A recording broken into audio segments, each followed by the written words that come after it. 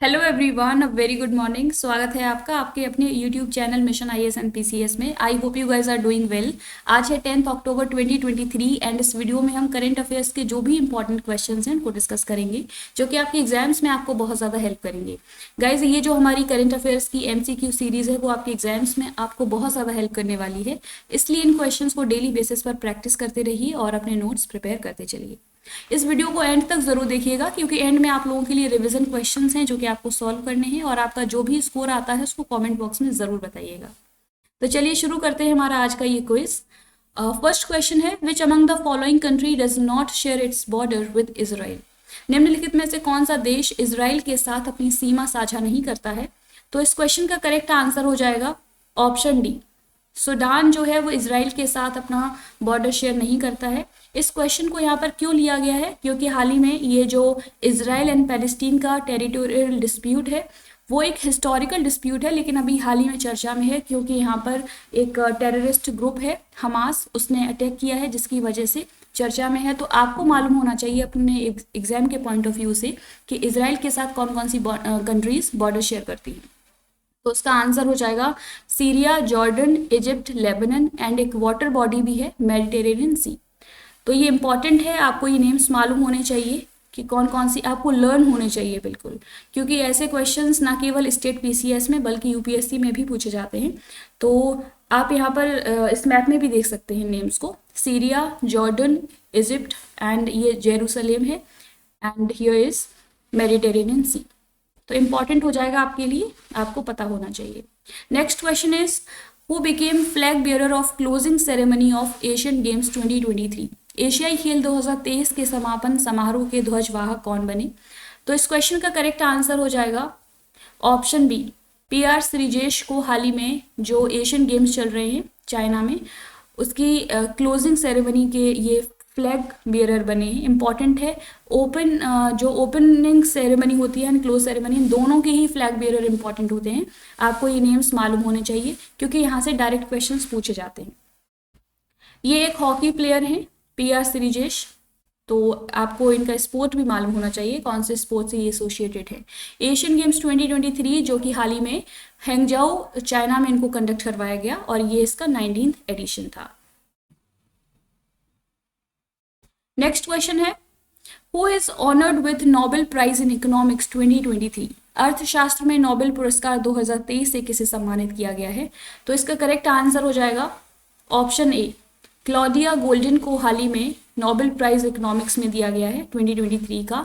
बहुत इंपॉर्टेंट है आपके लिए, ये एक रिमेनिंग रह गया था, क्योंकि अभी और जितने भी अवार्ड्स हैं वो हम लोगों ने डिस्कस कर लिए हैं एक सेपरेट वीडियो में। अगर आप लोगों ने वो वीडियो नहीं देखी है तो उसको देख लीजिएगा, क्योंकि ये आपके एग्जाम्स में आपको बहुत ज़्यादा हेल्प करेगी, आपके लिए रेलिवेंट रहेगी। डायरेक्ट नोबेल प्राइज से क्वेश्चंस पूछ लिए जाते हैं फैक्चुअल, तो आपको इनके नेम्स मालूम होना चाहिए, एक आइडिया होना चाहिए, सो दैट कि आप जो ऑप्शन हैं उनमें से एलिमिनेट कर सकें। नेक्स्ट क्वेश्चन है, who has become India's first deaf lawyer to argue in Supreme Court. Supreme Court में बहस करने वाले भारत के पहले बधिर वकील कौन बन गए हैं? तो इसका करेक्ट आंसर हो जाएगा ऑप्शन बी। सारा सुन्नी को हाल ही में इंडिया का फर्स्ट डीफ लॉयर बनाया गया है, डीफ एडवोकेट बनी है। ये बहुत इंपॉर्टेंट है आपके लिए, एक हिस्टोरिक मोमेंट है इंडिया के लिए, हिस्टोरिक इस तरीके का एक अपॉइंटमेंट है। तो आपसे यहाँ से क्वेश्चन पूछा जा सकता है, आपको पता होना चाहिए कि इंडिया की फर्स्ट डीफ एडवोकेट कौन बनी है जिन्होंने सुप्रीम कोर्ट में आर्गुमेंट्स दिए हैं। तो वो बनी है सारा सुन्नी। नेक्स्ट क्वेश्चन है, famous products yak Churpi, Khamti rice and Tangsa textile of which state got GI tag recently. हाल ही में किस राज्य के प्रसिद्ध उत्पादों याक चोरपी, खामती चावल और तांसा वस्त्रों को जीआई टैग मिला है? तो इसका करेक्ट आंसर हो जाएगा ऑप्शन डी। अरुणाचल प्रदेश के ये फेमस प्रोडक्ट्स हैं, याक चोरपी, खामती राइस, तांसा टेक्सटाइल, इनको हाल ही में जीआई टैग मिला है। तो काफ़ी जीआई टैग्स दिए जाते हैं हर दिन, आपने देखा होगा न्यूज़ में रहता है ये टॉपिक। हम लोगों ने इसको डिटेल में देखा है एक सेपरेट वीडियो में, अगर आपने वो वीडियो नहीं देखी है तो उसको देख लीजिएगा, काफ़ी इंपॉर्टेंट है। और ये नेम्स जो न्यूज़ में आते हैं, बेसिकली आपको इनके बारे में एक आइडिया होना चाहिए, सो दैट कि आप वहाँ पर क्वेश्चंस को सॉल्व कर पाएं। ठीक है, तो जो ये याक, चर्बी, Khamti rice and Tangsa textile है वो अरुणाचल प्रदेश के फेमस प्रोडक्ट्स हैं। याक चर्बी की बात करें तो एक फर्मेंटेड मिल्क प्रोडक्ट है। खामती राइस स्टिकी राइस है जो कि अरुणाचल प्रदेश का जो नामसाई डिस्ट्रिक्ट है वहाँ का फेमस है। और तांगसा टेक्सटाइल तांगसा ट्राइब का प्रोडक्ट है। आपसे यहाँ से एक दूसरा क्वेश्चन भी बन सकता है कि तांगसा ट्राइब जो है वो कौन से स्टेट की ट्राइब है, तो वो हो जाएगी अरुणाचल प्रदेश की। नेक्स्ट क्वेश्चन है which state has recently banned the cultivation of Pusa 44 variety of paddy. हाल ही में किस राज्य ने धान की पूसा 44 किस्म की खेती पर प्रतिबंध लगा दिया है? तो इस क्वेश्चन का करेक्ट आंसर हो जाएगा ऑप्शन ए। पंजाब के सीएम ने हाल ही में अनाउंस किया कि यहाँ पर जो पूसा 44 वैरायटी है पैडी की उसके कल्टीवेशन पर बैन लगाया जाएगा, सो दैट कि यहाँ पर कुछ प्रॉब्लम्स हैं, जैसे कि रीजंस बताए गए हैं। वाटर को कंजर्व करना, क्योंकि जब ये पैडी की कल्टीवेशन होती है तो उसमें वाटर का बहुत बड़े लेवल पर एक्सप्लॉयटेशन होता है, तो वाटर को कंजर्व करना एक मेन पर्पस है। एंड सेकंड वन इज इससे स्टबल बर्निंग बहुत ज़्यादा बढ़ती है तो उसको भी रोका जाए। अगर बात करें पूसा 44 की तो ये एक पैडी की वैरायटी है, इसको 1993 में डेवलप किया गया था। और पंजाब की जो खेती होती है पैडी कल्टीवेशन की उसमें 70 to 80% इस वैरायटी का योगदान रहता है, क्योंकि इसमें ईल्ड बहुत ज़्यादा होती है। नेक्स्ट क्वेश्चन है Veer Gatha project 3 is launched recently is aimed at what. Veer Gatha project 3.0 हाल ही में लॉन्च किया गया है, इसका उद्देश्य क्या है? तो इस क्वेश्चन का करेक्ट आंसर हो जाएगा option B, to highlight the bravery of armed forces personnel. तो हाल ही में ये 3rd एडिशन है वीर गाथा प्रोजेक्ट का, जिसको हाल ही में लॉन्च किया गया है। तो इम्पॉर्टेंट है, आपसे इसका एम पूछा जा सकता है क्या है। तो जो हमारे आर्म्ड फोर्सेस पर्सोनल हैं उनकी ब्रेवरी को हाईलाइट करने के लिए और जो स्टूडेंट्स हैं उनमें पेट्रियोटिज्म को इंस्टिल करने के लिए ये बेसिकली ये जो प्रोग्राम है इसको लॉन्च किया जाता है, इसको सेलिब्रेट किया जाता है। और इसको किसके तहत इस पर्टिकुलर इनिशिएटिव को लाया गया? गैलेंट्री अवार्ड्स पोर्टल है जिसके अंडर इस पर्टिकुलर प्रोजेक्ट को लॉन्च किया गया। कब? 2021 में। और इस प्रोग्राम में क्या किया जाता है कि स्कूल लेवल पर कई सारी जो है एक्टिविटीज़ को कंडक्ट करवाया जाता है, उसमें स्टूडेंट्स पार्टिसिपेट करते हैं और फाइनली 100 विनर्स को नेशनल लेवल पर चूज़ किया जाता है और उनको ministry of education and defence ministry जो है अवार्ड देती है, जिसमें 10,000 रुपीज़ का कैश प्राइज दिया जाता है।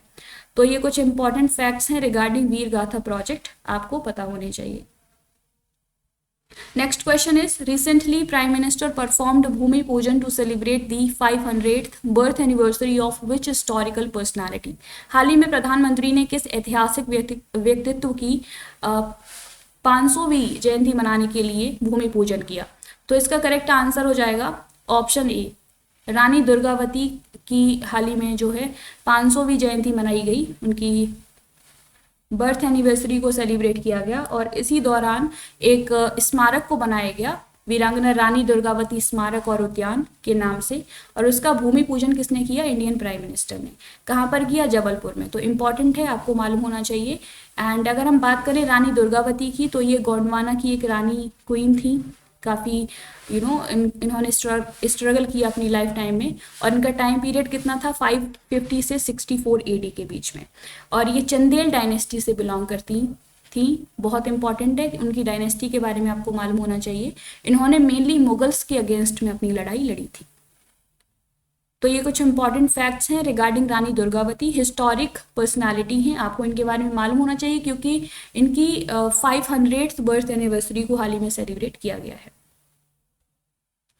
कल की क्लास में आप लोगों से कुछ क्वेश्चंस पूछे थे, उनके करेक्ट आंसर्स हैं। A large number of dolphins are found to be dead in which river recently? Amazon river. Second question, Indian men's archery team has won which medal in Asian Games 2023? Gold. Third, India has officially established National Turmeric Board under which ministry? Ministry of Commerce. Fourth question, which state has announced to provide 35% of reservation for women in government jobs? Madhya Pradesh. And fifth question, India's first high-tech sports training center for Divyangjans has been inaugurated in which state? Madhya Pradesh के ग्वालियर में इसको establish किया गया है। उम्मीद है कि आपने इन सभी क्वेश्चंस को सॉल्व कर लिया होगा। आज के लिए आप लोगों के लिए रिवीजन क्वेश्चंस हैं। Technology and Bharatiya Bhasha summit is organised by which union ministry? Second question, who has clinched India's first medal in 72 years in shot put in Asian Games? Third question, which edition of the Indian Air Force Day is being celebrated in India? Fifth question, which among the following has introduced world's first green bond standards? क्योंकि इन सभी questions को हम already discuss कर चुके हैं, तो उम्मीद है कि आप इन सभी के आंसर्स दे पाएंगे। तो प्लीज़ इनके आंसर्स आप लोग कमेंट बॉक्स में ज़रूर बताइएगा। तो ये थे आज के हमारे करंट अफेयर्स के इंपॉर्टेंट क्वेश्चंस। होपफुली आपको ये वीडियो पसंद आई होगी। अगर आपको हमारा ये इनिशिएटिव पसंद आता है तो प्लीज़ इसको सपोर्ट कीजिए, लाइक कीजिए, शेयर कीजिए एंड सब्सक्राइब कीजिए हमारा channel mission IAS and PCS। Keep learning, keep practicing. Thank you, take care, bye bye.